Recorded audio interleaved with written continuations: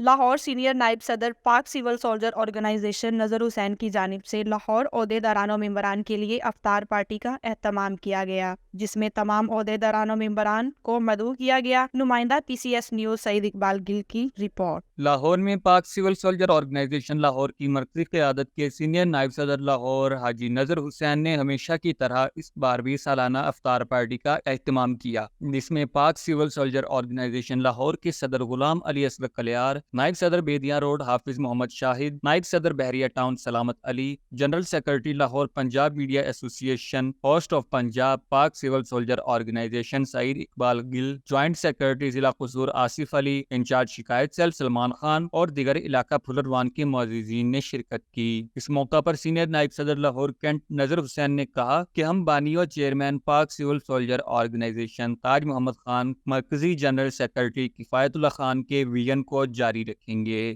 اس کے علاوہ صدر لاہور کینٹ غلام علی اصغر کلیار نے اپنے خیالات کا اظہار کیا اور بتایا کہ ہم ہمیشہ لوگوں کی فلاح و بہبود کے لیے کوشاں رہیں گے۔ مزید سعید اقبال گل کا کہنا تھا کہ ہمارا یہ اسلامی اور قومی فریضہ ہے کہ ہم ہمیشہ ضرورت مندوں کی مدد کے لیے اللہ پاک کے دیے گئے رزق سے فلاحی کاموں میں خرچ کریں، اسی میں دنیا و آخرت کی بھلائی ہے۔